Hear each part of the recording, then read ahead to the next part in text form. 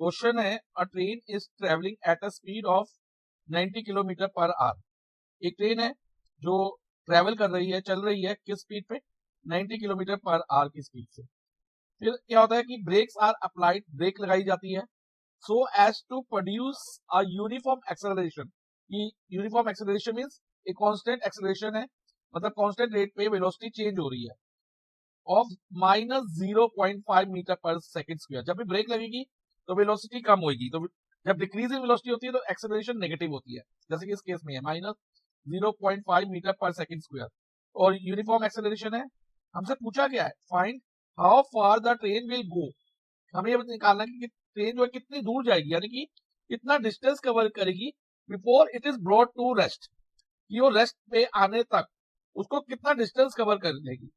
तो बच्चा डिस्टेंस का एक फॉर्मूला तो होता है स्पीड इनटू टाइम, ये आप सबको पता है, ठीक है, स्पीड मल्टीप्लाई बाय टाइम।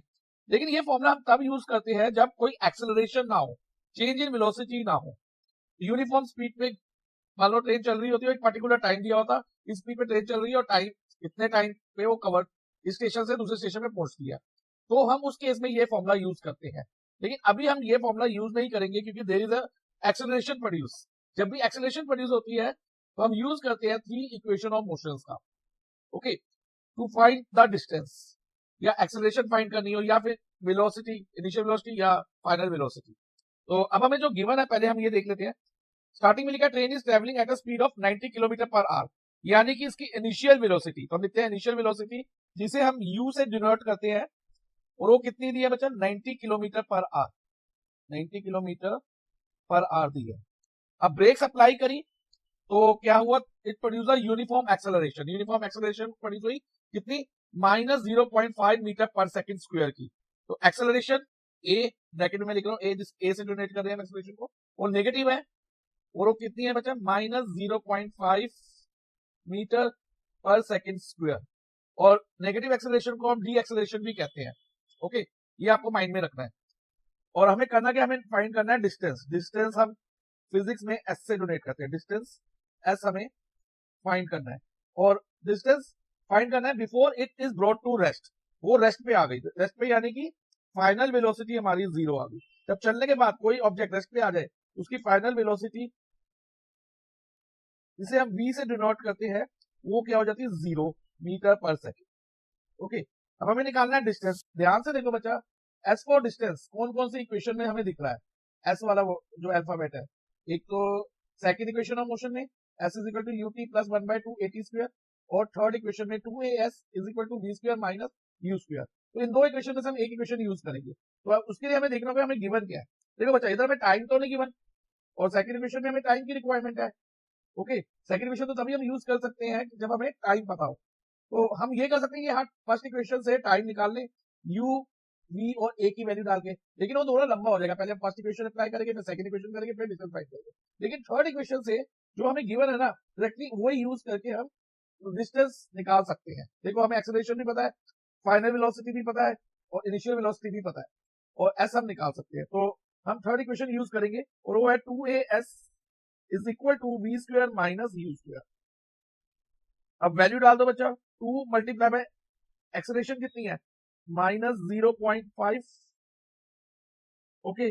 और एस फोर डिस्टेंस हमें निकालना है, तो एस फोर डिस्टेंस हम एस को ऐसे लिख देते हैं, is equal to final velocity 0 metre per second है, और इनिशियल वेलोसिटी हमारी 90 किलोमीटर पर आवर दी है। लेकिन वेलोसिटी की जो बच्चा एसआई यूनिट होती है ना, वो क्या होती है? Metre per second. तो किलोमीटर पर आवर से मीटर पर सेकंड में कन्वर्ट करेंगे, तो उसको कन्वर्ट करने के लिए हम कैसे लिखेंगे? 90 किलोमीटर अपॉन 1 आवर। अब बच्चा 1 किलोमीटर में 1000 मीटर होता है, हमें ये पता है, तो हम 90 को 1000 से मल्टीप्लाई कर देंगे, और 1 आवर में 3600 सेकंड होते हैं, यानी कि 3600 सेकंड। तो हम मल्टी 1 नीचे जो 1 आवर है उसको 3600 सेकंड से मल्टीप्लाई कर देंगे। अब देखो बच्चा, ये दो जीरो कट गए, और 2 से काटे 10 को और 36 को, तो यहाँ 5 आएगा, और 36 को 2 से काटते हैं तो 18, और 90 भी बचा 18 से डिवाइड हो जाता है, तो यहाँ 5 आएगा। अब डिनोमिनेटर में 1 और 1 आ गया, तो यहीं रुक जाएंगे। अब न्यूमिनेटर में दो 5 हो गए हमारे पास, तो 5 इंटू 5 25, और डिनोमिनेटर में 1 इंटू 1 1 आएगा, लेकिन हम 1 लिखते नहीं, because any number divided by 1 is same number. So हमारी इनिशियल वेलोसिटी क्या हो जाएगी बच्चा? 25 मीटर पर सेकेंड। अब ये वैल्यू हम यहाँ पर इक्वेशन में सब्स्टिट्यूट कर सकते हैं, u की जगह 25 लिख देंगे, so it will become 25 square. अब इसको सॉल्व करते हैं बच्चा, 2 मल्टीप्लाई बाय माइनस 0.5 है ना, तो उसका डेसिमल हटाने के लिए हम इसको कैसे लिख सकते हैं, -5 आफ्टर डेसिमल 1 प्लेस है तो नीचे डिनोमिनेटर में 10 ले लो, 2 होते तो हम 100 लेते, 3 हो तो 1000 आफ्टर डेसिमल, जितने प्लेस होंगे उतने जीरो लगा देंगे फ्रैक्शन में कन्वर्ट करके, multiply by s is equal to 0 square तो 0 होगा, और इधर -25 स्क्वायर है तो ये -25 स्क्वायर आ जाएगा। अब देखो बच्चा कट करें, ये -1 और यहाँ पर 2 और 2 और 2 कट जाएगा, तो हमारे पास आ गया -1s is equal to -25 square. अब माइनस माइनस कट जाएगा और 1s को हम s लिख सकते हैं, any number multiply by 1 is same number, so s is equal to 25 square, और 25 का स्क्वायर करें 25 इंटू 25 आप मल्टीप्लाई करके देख सकते हो, इट वुड बी 625। तो हमारा डिस्टेंस कितना हो गया बच्चा, 625 मीटर।